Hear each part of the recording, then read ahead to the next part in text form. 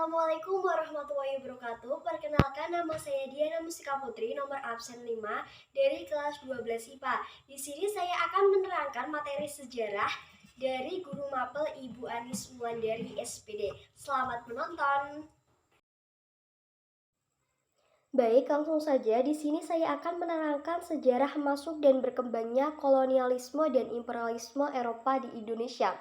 Apa sih yang dimaksudkan dengan kolonialisme tersebut? Kolonialisme adalah suatu upaya yang dilakukan untuk negara menguasai wilayah tertentu di luar negaranya. Sedangkan yang dimaksudkan dengan imperialisme adalah sistem politik untuk menguasai dunia bagi kepentingan negara penakluk. Lanjut ke slide pertama, yaitu penjelajahan samudra oleh bangsa barat. Zaman penjelajahan samudra merupakan suatu masa abad ke-15 sampai 17 ketika bangsa-bangsa barat atau Eropa banyak melakukan penjelajahan samudra mengelilingi dunia untuk menemukan komoditas dagang dari dunia timur. Pelopor penjelajahan samudra sendiri ada 3, yaitu pertama Inggris, yang kedua Spanyol, dan yang ketiga yaitu Portugal. Latar belakang penjelajahan samudra. Yang pertama yaitu jatuhnya Konstantinopel. Konstantinopel adalah ibu kota Kekaisaran Romawi Timur. Jatuhnya Konstantinopel ini terjadi pada tahun 1453 ke tangan Turki Ottoman. Yang kedua yaitu penemuan dan perkembangan baru di bidang teknologi maritim seperti karavel dan munculnya teori Kopernikus. Teori Kopernikus merupakan teori yang menggambarkan bahwa matahari adalah pusat di alam semesta dan ia menantang geosentrisme yang menempatkan bumi di tengah. Yang ketiga yaitu buku catatan perjalanan Marco Polo dan adanya dorongan gold, glory, dan gospel. Gold adalah kekayaan, glory adalah kejayaan, dan gospel adalah semangat penyebaran agama Kristen. Kronologi kedatangan bangsa Eropa ke Nusantara. Seperti yang digambarkan pada slide ini, yang pertama yaitu terjadi pada tahun 1511. Alfonso de Albuquerque berhasil menguasai kota pelabuhan Malaka. Yang kedua yaitu terjadi pada tahun 1521, Sebastian Delcano yang dari Spanyol berlayar bersama Ferdinand Magellan. Setelah Ferdinand Magellan meninggal, ia melanjutkan perjalanan pulang ke Spanyol melewati Tidore, Maluku Timur, dan menyeberangi Samudra Hindia. Yang ketiga yaitu terjadi pada tahun 1579, Sir Francis Drake berlabuh di kerajaan Ternate dan dijamu oleh Sultan Ternate Papua. Yang keempat terjadi pada tahun 1596, Cornelis de Houtman tiba di Banten pada tahun 1596 dengan menggunakan 4 kapal. Yang kelima yaitu terjadi pada tahun 1602, James Lancaster dari Inggris yang melakukan pelayaran ke Indonesia, kapalnya tiba di Aceh. Yang keenam terjadi pada tahun 1770, James Cook, pelaut terkenal Inggris, telah melakukan pelayaran Australia singgah di Batavia karena kapalnya mengalami kerusakan. Kolonialisme. Kolonialisme berasal dari dua kata, yaitu koloni dan isme. Koloni yang artinya wilayah kekuasaan dan isme yang artinya paham. Kesimpulan makna dari kolonialisme sendiri yaitu paham yang menganut adanya pengembangan kekuasaan suatu negara atas wilayah beserta manusianya yang berada di luar batas negaranya. Kolonialisme dibedakan menjadi 3. Yang pertama yaitu kolonialisme eksploitasi, yang artinya penguasaan suatu wilayah dengan maksud melakukan eksploitasi terhadap sumber daya alam yang ada di wilayah tersebut. Yang kedua yaitu kolonialisme penduduk. Kolonialisme penduduk yaitu penguasaan suatu wilayah dengan cara menyingkirkan penduduk asli untuk digantikan oleh para pendatang. Yang terakhir yaitu kolonialisme deportasi. Kolonialisme deportasi ialah kolonialisme atau penguasaan wilayah untuk digunakan sebagai tempat pembuangan yang dipinggirkan atau narapidana yang tidak ditangani oleh pemerintah. Imperialisme berasal dari kata imperium yang artinya memerintah dan isme yang artinya paham. Arti dari imperialisme sendiri yaitu suatu sistem jajahan yang dibentuk dengan cara membentuk pemerintah jajahan di wilayah yang dijajahnya. Imperialisme dibedakan menjadi imperialisme kuno dan imperialisme modern. Masa penjajahan Portugis. Bangsa Portugis masuk ke Nusantara di bawah pimpinan Alfonso de Albuquerque yang berhasil menaklukkan Goa pada tahun 1510 dan Malaka pada tahun 1511. Sejak itu, Portugis menguasai perdagangan rempah-rempah dari Asia ke Eropa. Bangsa Portugis kemudian menjalin kerjasama dagang, terutama untuk komoditas lada dengan kerajaan Sunda atau Pajajaran, ditandai dengan dibuatnya Padrao atau Prasasti Kerjasama tahun 1522.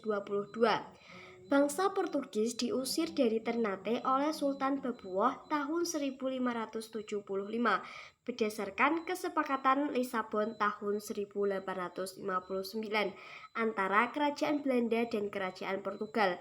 Bangsa Portugis akhirnya menyingkirkan dari Hindia Timur, kecuali bagian timur Pulau Timur, yang kini menjadi wilayah Timor Leste. Masa penjajahan Spanyol.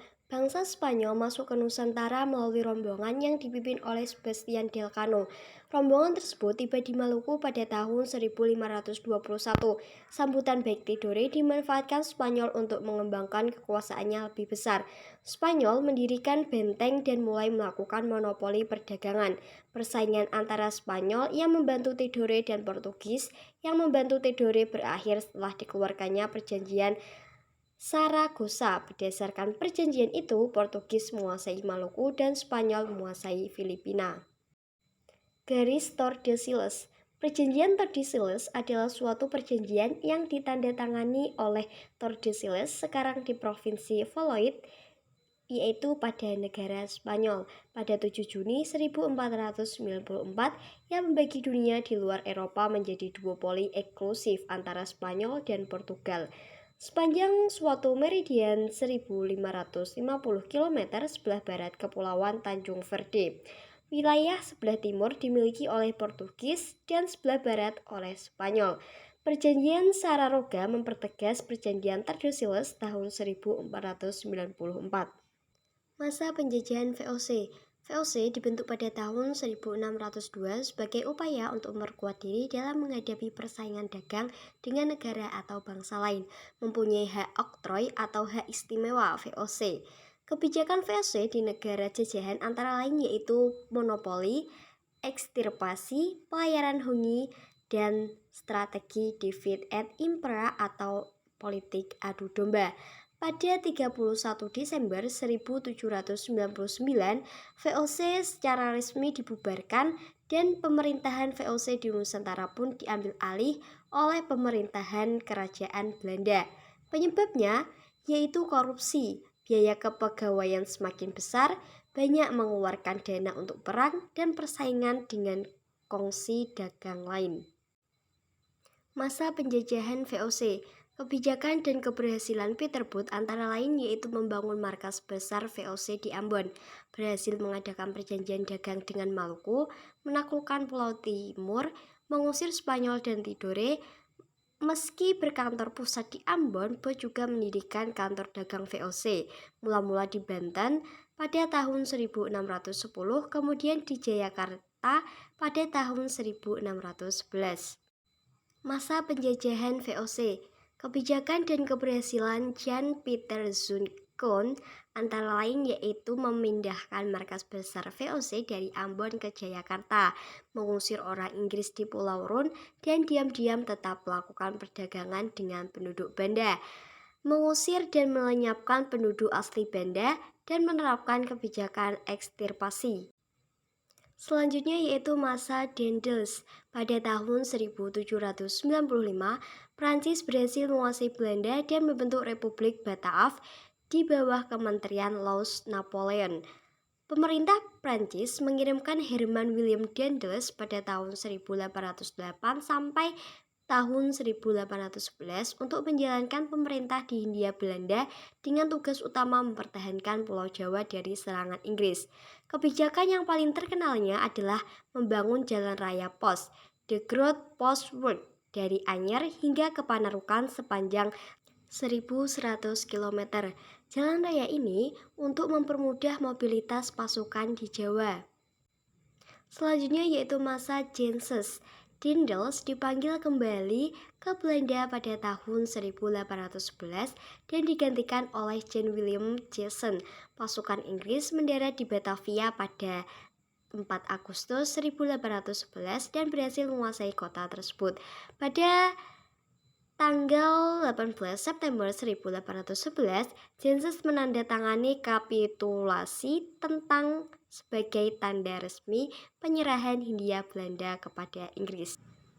Selanjutnya yaitu masa Thomas Stamford Raffles. Masa pemerintahan Inggris di Nusantara dimulai sejak tahun 1411, yaitu tepatnya pada tanggal 18 September. Beberapa kebijakan Thomas yaitu membagi Pulau Jawa menjadi 16 keresidenan. Yang kedua yaitu menghapus peran para bupati sebagai pemungut pajak dan menjadikannya sebagai pegawai pemerintah kolonial. Yang ketiga yaitu menetapkan sistem sewa tanah. Yang keempat yaitu memberikan kebebasan kepada para petani untuk menanam tanaman yang laku di pasaran dunia. Pemerintahan Raffles berakhir pada tahun 1816 dan digantikan oleh John Vendale Jr. Konvensi London 1414 berisi kesepakatan agar Inggris mengembalikan tanah jajahan Hindia Belanda kepada Belanda. Selanjutnya yaitu tentang pelaksanaan sistem ekonomi liberal. Faktor utama munculnya sistem ekonomi liberal adalah kemenangan kelompok liberal dalam parlemen Belanda. Pengaruh dari sistem ekonomi liberal yaitu meningkatnya jumlah pengusaha asing yang ingin menanamkan modelnya di Hindia Belanda. Yang kedua yaitu banyaknya bermunculan perkebunan-perkebunan swasta asing di Hindia Belanda. Yang ketiga yaitu berkembangnya kegiatan pertambangan dan terjadinya pengerahan tenaga kerja secara besar-besaran. Pelaksanaan sistem ekonomi liberal.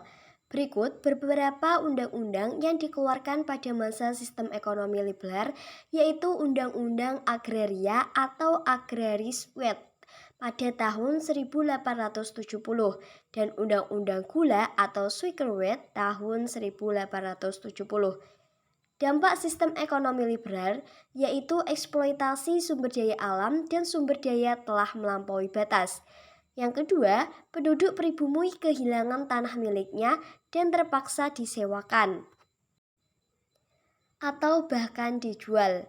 Dampak yang ketiga yaitu mereka terpaksa menjadi kuli di tanah mereka sendiri. Kelompok humanis di negeri Belanda mengusulkan dilaksanakan politik etis sebagai pengganti politik liberal. Pelaksanaan politik etis. Latar belakang munculnya politik etis yang pertama yaitu adanya kritikan dari kaum humanis terhadap kebijakan politik pintu terbuka. Yang kedua yaitu munculnya artikel Ehrenschuld atau utang kehormatan dalam yang ditulis oleh Konrad Theodore van de Venter dalam majalah De Gids tahun 1899.